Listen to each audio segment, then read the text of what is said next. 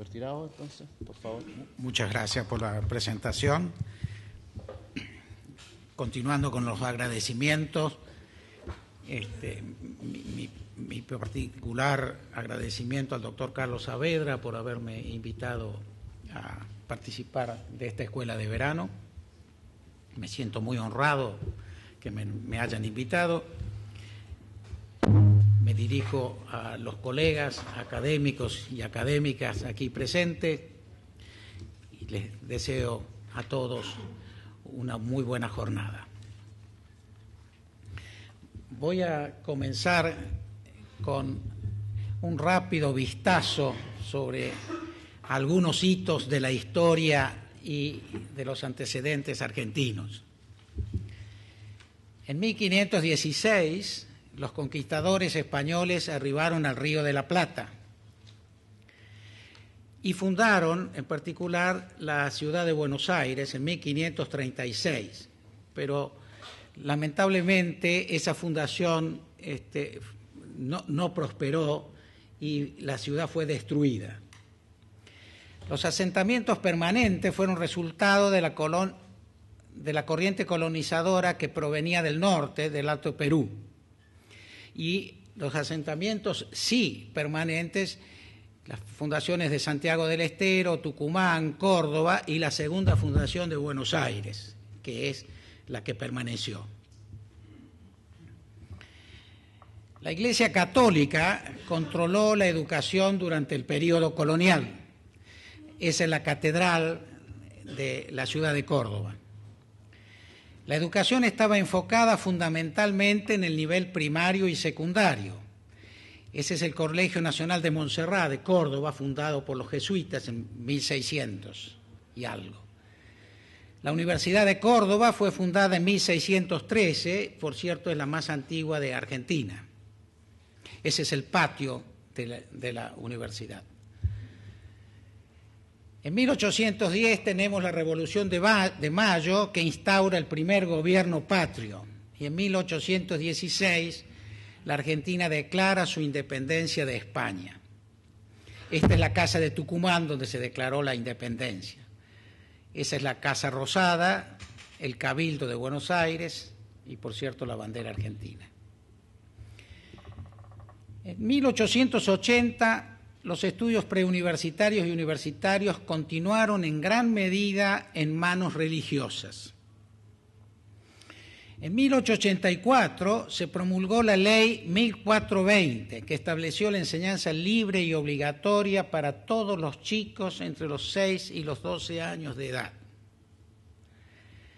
Remarco esto porque algunas decisiones políticas realmente son importantísimas en la vida de los países.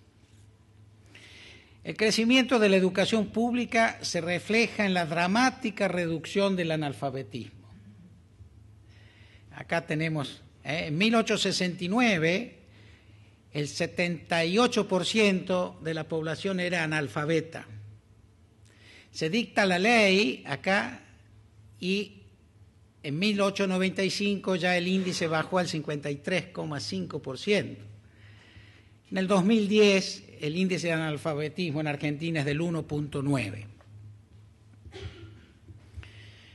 En 1869, el presidente Domingo Faustino Sarmiento fundó la Academia Nacional de Ciencias, que tiene sede en Córdoba, y es la primera academia argentina. Hermann Burmeister, un naturalista alemán, fue encargado por Sarmiento para que contratara 20 científicos del exterior para trabajar en la academia. Esta es la sede de la Academia Nacional de Ciencias en Córdoba. Allí, en 1871, casi simultáneamente con la fundación de la Academia, se funda el Observatorio Astronómico Nacional de Córdoba. 1871, primer observatorio astronómico del hemisferio sur. En 1908 fue publicado el Córdoba Durchmusterung, que es un catálogo, es un capítulo del catálogo general realizado por los alemanes y que contiene 613.718 estrellas. Estamos en 1908.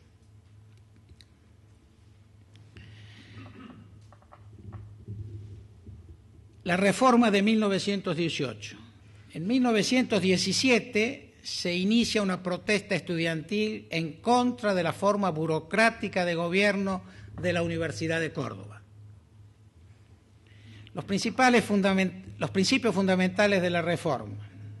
Las universidades públicas son gratuitas, no tienen afiliación religiosa, sus autoridades son elegidas democráticamente y profesores, estudiantes y no docentes tienen igual representación en el gobierno de la universidad.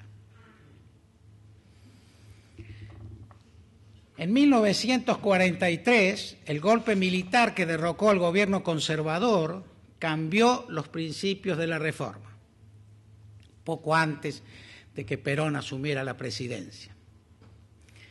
Se volvió entonces al modelo religioso, autocrático y tradicionalista que existió antes de la reforma.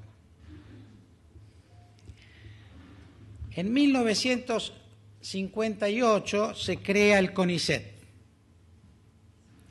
Durante la presidencia de Arturo Frondizi se focalizó la educación en el desarrollo científico con universidades modernas. Y se reconoce el conocimiento científico como esencial para el desarrollo económico de los países. En 1966 tenemos la Revolución Argentina que interrumpe un periodo más prolífico y dinámico de la historia de las universidades argentinas. Ese es el golpe de Onganía. En 1976, una nueva dictadura trató de parar los reclamos sociales con una terrible represión militar. En 1983, la Argentina retomó la democracia y las universidades volvieron a ser modeladas sobre los principios de la reforma.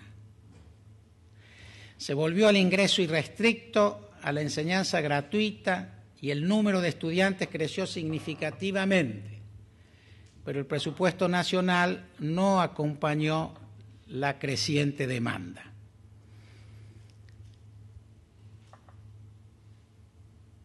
Veamos algunas de las instituciones de ciencia y tecnología argentinas. En 1950 se creó la Comisión Nacional de Energía Atómica.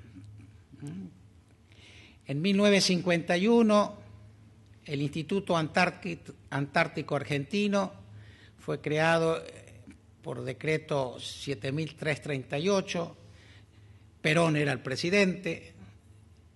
En 1954 se crea el Instituto de Investigaciones Científicas y Técnicas para la Defensa.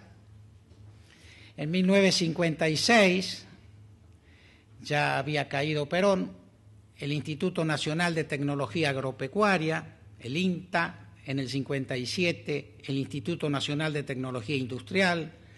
En el 58, el Consejo Nacional de Investigaciones Científicas y Técnicas. En el 91, la Comisión Nacional de Actividades Espaciales. Y en el 2007, en diciembre, se crea el Ministerio de Ciencia, Tecnología e Innovación Productiva. Después de este breve pantallazo para poner en clima, digamos, a la audiencia, me voy a referir al CONICET. Me voy a referir al CONICET por lo siguiente. Yo soy un ferviente defensor de esa institución, a la que le debo toda mi carrera, y debo decir que el éxito que hemos podido contemplar en la exposición de Sergio sobre el Ministerio de Ciencia, Tecnología e Innovación Productiva, yo creo que es posible porque encontró instituciones como el CONICET suficientemente fuertes y desarrolladas como para que tuviera mucho sentido articular, institucionalizar, etcétera, etcétera, la ciencia y la técnica. Es fundamental tener los grupos fuertes, con tradición en la investigación, para que tenga sentido, ¿no es cierto?, luego legislar sobre cómo optimizar, cómo articular, etcétera, etcétera. Así que mi enfoque ahora va a ser mucho más restringido, me voy a referir al CONICET. El Consejo Nacional de Investigaciones Científicas y Técnicas fue creado por ley 1291 del Poder Ejecutivo del 5 de febrero de 1958, respondiendo a la percepción generalizada sobre la necesidad de estructurar un organismo académico que promoviera la investigación científica y tecnológica en el país. Su nacimiento representa, pues, un hito en el largo historial argentino inaugurado a fines del siglo XIX por Germán Burmeister y la creación de la Academia Nacional de Ciencias y del Observatorio Astronómico. Su primer presidente fue el doctor Bernardo Husey, Premio Nobel de Medicina del año 1947, quien, junto a su mística fundacional, logró infundirle una visión estratégica expresada en claros conceptos organizativos que mantuvo a lo largo de una década de conducción. Instituido como organismo autárquico bajo dependencia de la Presidencia de la Nación, se le dotó entonces de la amplia gama de instrumentos que se juzgaban pertinentes para elevar el nivel de la ciencia y de la tecnología en la Argentina y que aún hoy constituyen los ejes de sus acciones. La próxima. Las carreras del investigador científico y tecnológico y del personal de apoyo a la investigación y desarrollo,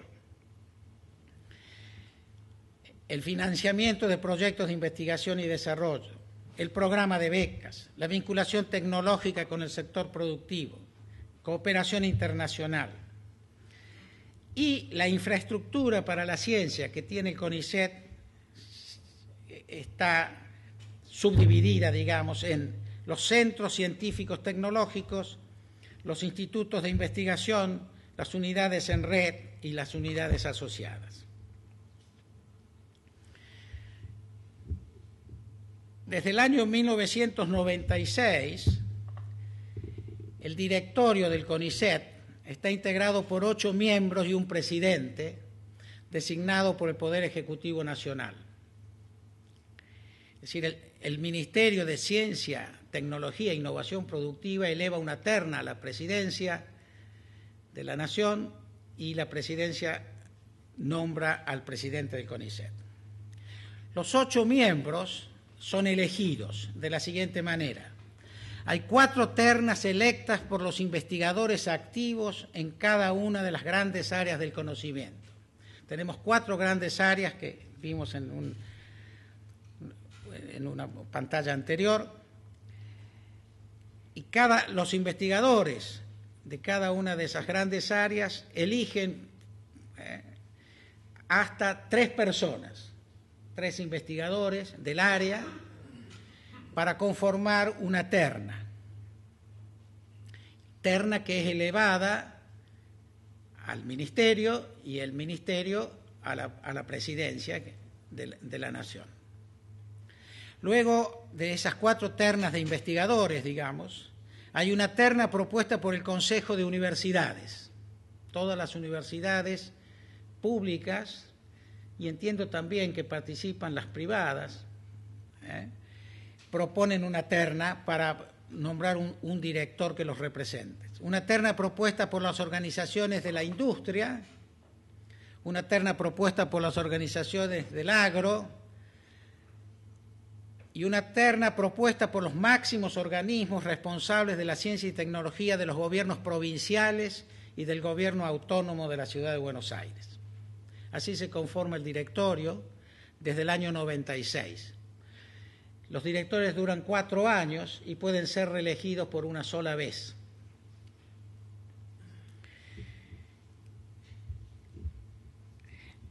Sobre esto he escuchado a veces alguna discrepancia, como es normal, y algunos investigadores piensan que la proporción esta de 4 investigadores nombrados por 4 directores elegidos por los investigadores es una proporción pequeña frente a los representantes de las otras 4 grandes instituciones que mencionamos. Yo particularmente, es un tema que podríamos discutir,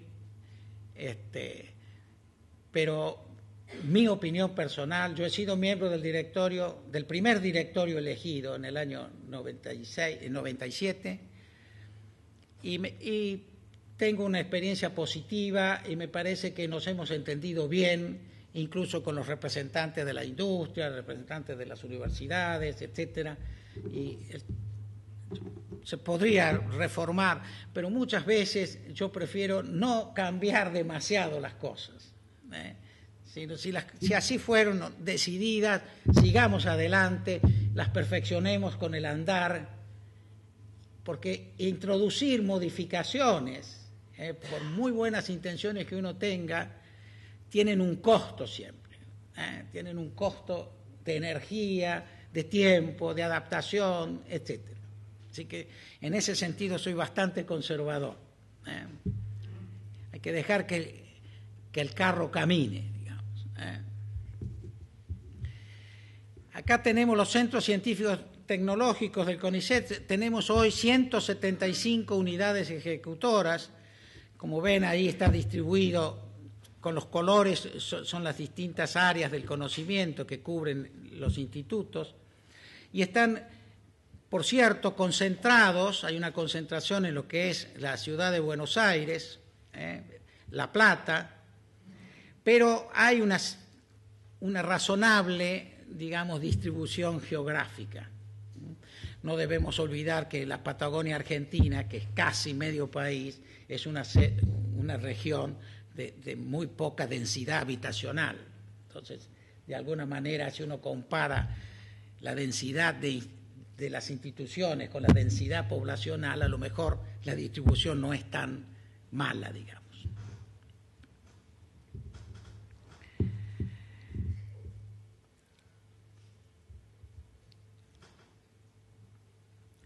Yo diría que tras más de 50 años de existencia, el CONICET es uno de los activos más importantes del capital nacional en materia científica y tecnológica. Reúne en su seno investigadores de todas las áreas disciplinares que desarrollan sus tareas mayoritariamente en universidades nacionales de las diversas regiones del país, en organismos de investigación en ciencia y tecnología y en unidades ejecutoras propias o coparticipadas con las mencionadas instituciones. Promueve la investigación y desarrollo en áreas temáticas de prioridad nacional y provinciales, así como también en aquellas de importancia estratégica en el marco del Mercosur. Acá tenemos algunos ejemplos de institutos, he elegido los más grandes. Este es el Museo Argentino de Ciencias Naturales, en la ciudad de Buenos Aires. Este es el Centro Científico Tecnológico de Mendoza, el CRICIT. Este es el CEMPAT en Puerto Madryn. Este es el Instituto de Ingeniería Química de Santa Fe. Este es el Polo Tecnológico del Litoral, también en Santa Fe. Este es el CADIC en Ushuaia. Estos son algunos de los institutos que conforman ese listado de 175 unidades ejecutoras. Acá tenemos la carrera del investigador científico y el número de becarios. Estos datos son del CONICET del año 2011. La carrera del investigador distingue 5 categorías: investigador superior, principal, independiente, adjunto y asistentes. Tenemos 1.922 asistentes en ese momento, etcétera, y terminamos con 231 investigadores superiores en todas las disciplinas. El CONICET abarca las ciencias exactas, físicas y naturales, las ciencias sociales, las humanidades, las ingenierías, todo lo que es la química, etcétera, ¿no? Cubre, yo diría, todo el espectro del conocimiento. Acá tenemos la distribución, perdón, si volvemos antes a lo de los becas, ahí tenemos algunos datos. Tenemos 3 tipos de becas en el CONICET: la beca tipo 1, que cubre los primeros 3 años para hacer el doctorado. Tipo 2 son los 2 años siguientes, así que tenemos ahí esas cifras, que tenemos en el 2011 8.801 investigadores. Y la postdoctoral con 1.700 becarios. Acá tenemos la distribución de los investigadores en la gran área de las ciencias exactas y naturales. Vemos que la física se lleva el 31% de los investigadores, las ciencias de la tierra, del agua y la atmósfera el 28%, las ciencias químicas el 24%, y eso le deja a la matemática y a la computación un escaso 10%, y a la astronomía un escasísimo 7%. ¿Y la biología dónde está? ¿Qué? ¿La biología dónde está? En otra gran área. Las ciencias biológicas y de la salud está en otra gran área. Acá tenemos este cuadro sobre las becas anuales en vigencia del 99 al 2010. Ustedes ven, en el año 99 el número de becarios era de 1.733 becarios teníamos en total, en todas las categorías. Esta era la época en que yo estaba en el directorio y yo era vicepresidente científico. Fue una época dura, nos agarró la crisis del 2001, etcétera. Y bueno, después felizmente la situación empieza a mejorar, ¿no es cierto? En el 2004 ya empieza a crecer, 2005, etcétera, y bueno, en el 2010 ya vemos que hemos cuadruplicado el número de becarios, ¿no? En ese sentido, esto abona a algunas de las afirmaciones que hizo nuestro subsecretario del Ministerio, ¿no? Realmente. Acá tenemos un gráfico donde tenemos la distribución de becarios por grandes áreas. Acá tenemos las 4 grandes áreas y la tecnología en los distintos colores. Podemos ver que las ciencias sociales y humanidades, el color verde, fíjense ustedes, se llevaban en el 2008 una gran parte de la torta. El CONICET original, el CONICET de Husey, tenía muy poca representación las ciencias sociales y humanas. Eso se fue transformando paulatinamente y fue teniendo cada vez más importancia. Pero yo creo que en el 2008 ya se nos fue la mano. Es decir, yo creo que fue la incorporación de las ciencias humanas con su diversidad temática, de evaluar, etcétera, enriqueció al CONICET.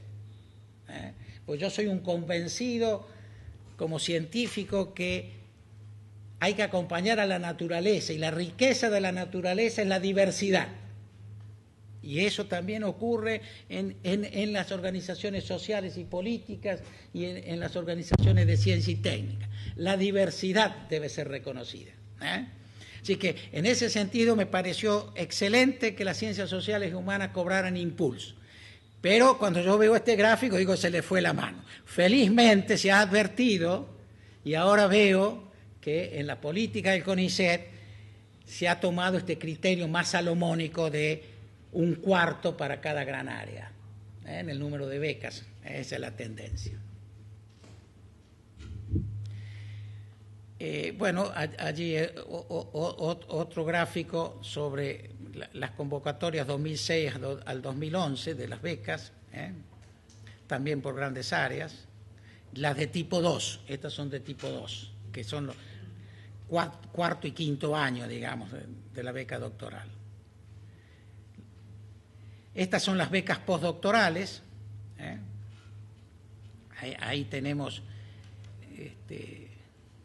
el número de becas postdoctorales.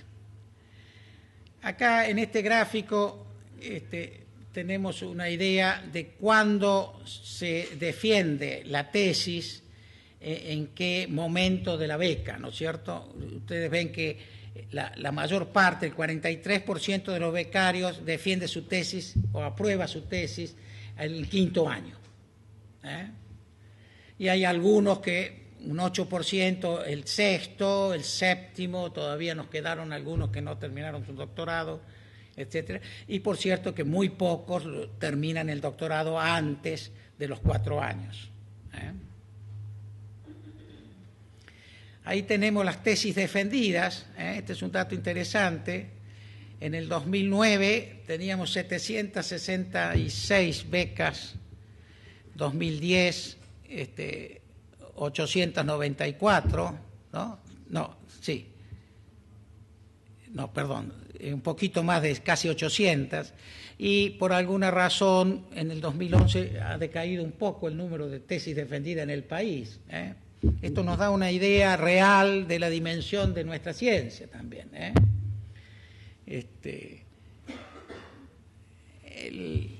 Acá el número de becas, cómo evolucionó, y el número de miembros de la carrera, ¿sí? Ustedes ven que del 90 hasta el 2000, 2002, estaba más o menos, el total de becarios eran 2.500, y después ha empezado un crecimiento importante en el número de becas, que se va proyectando a cerca de las 9.000 becas, digamos, que otorga el CONICET por año.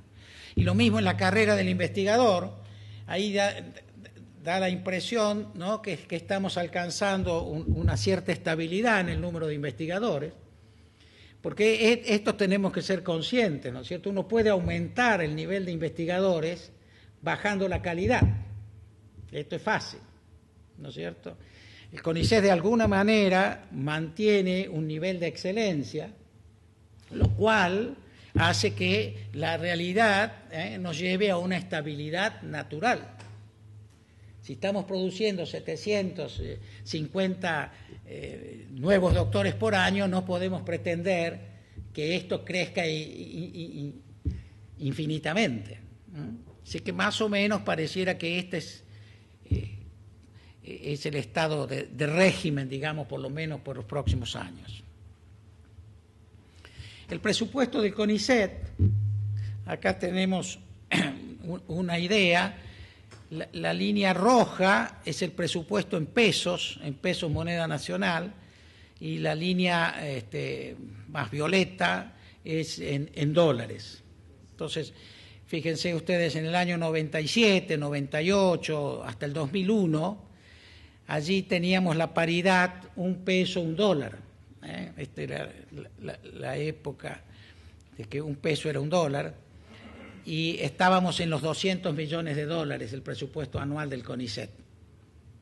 Luego viene la crisis del 2001, 2002, ¿no es cierto? Ahí se ve en dólares la caída, y empieza a remontarse en todo el gobierno del presidente Kirchner y de Cristina, y actualmente, en el 2010 el presupuesto alcanzaba 335 millones de dólares.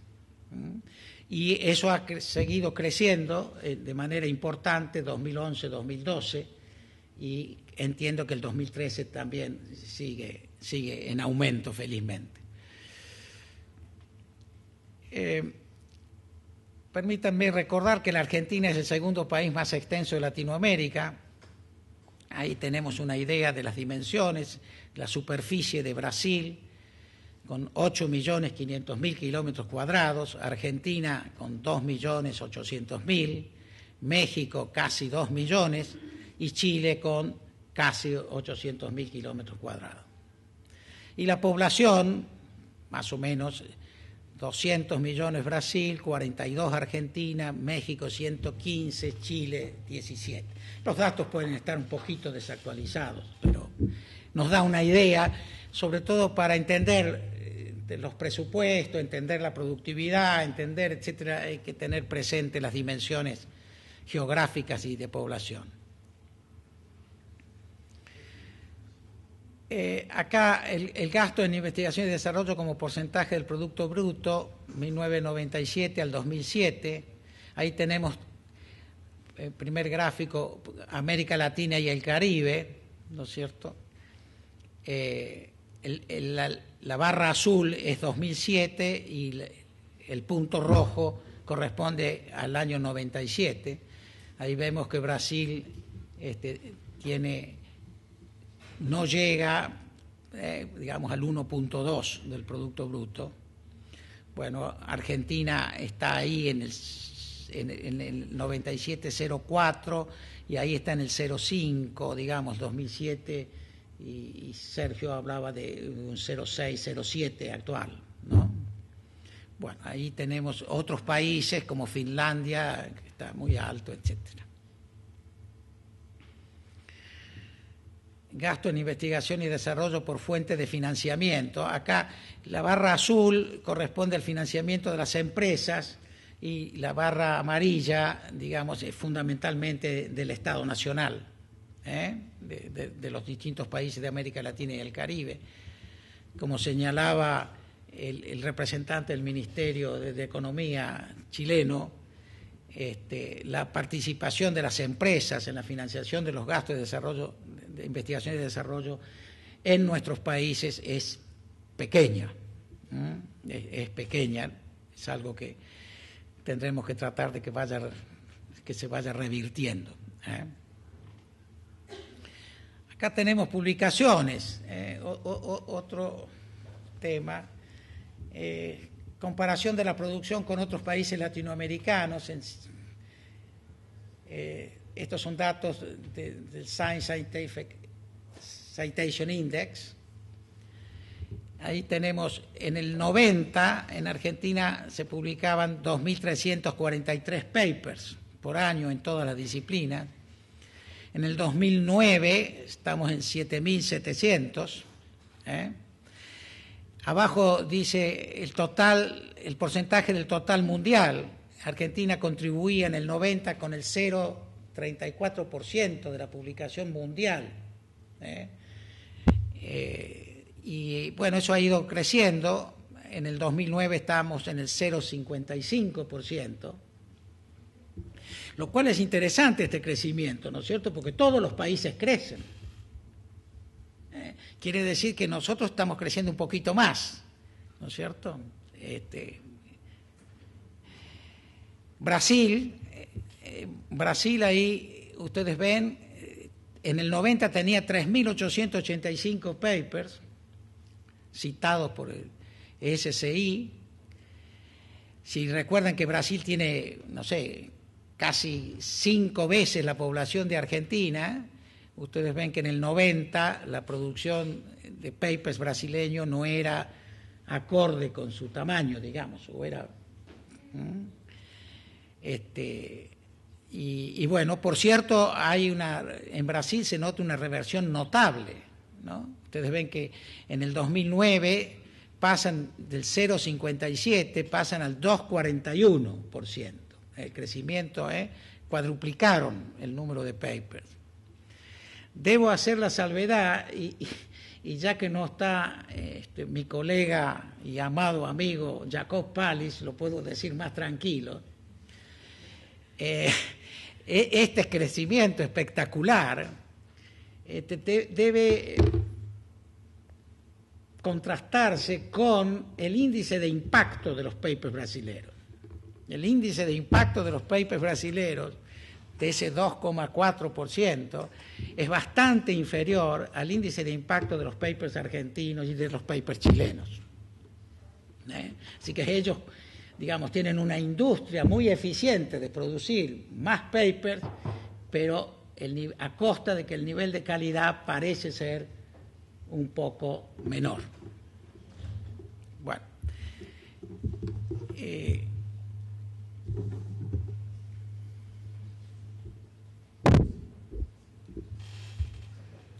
¿Cuál es la próxima? ¿Ya voy terminando? ¿Cómo no? Acá, a modo de ejemplo, si me permiten, les voy a mostrar tres pantallazos sobre el Centro de Investigación y Estudios de Matemática. Y esto lo hago por razones muy personales, confieso. Yo trabajo en este centro y es uno de esos 175 unidades ejecutoras que tiene el CONICET. Este tiene su sede en la Universidad Nacional de Córdoba, fue creado en 1983 y funciona en el edificio de la Facultad de Matemática, Astronomía y Física de la Universidad de Córdoba. Entonces, esto es un hecho muy importante, es un instituto de investigación que funciona dentro de la universidad. Y esta es la política que creo que debemos seguir y que felizmente el CONICET va implementando. La interacción de sus institutos con la universidad. Esto para mí es crucial.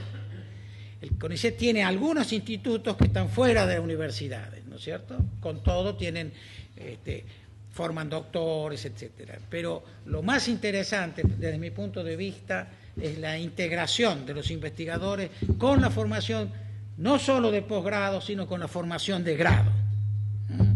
Es fundamental que los investigadores activos que producen ciencia, que publican a nivel internacional, sean profesores de las materias básicas de nuestras universidades.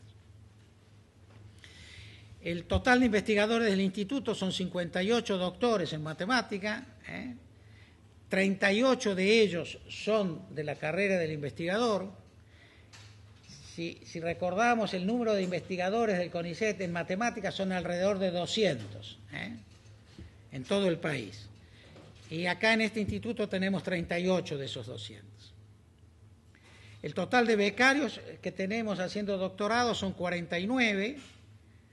Tenemos total de becarios, 29 doctorales, 12 estudiantes latinoamericanos se están formando en Córdoba, y becarios postdoctorales 8. Para finalizar,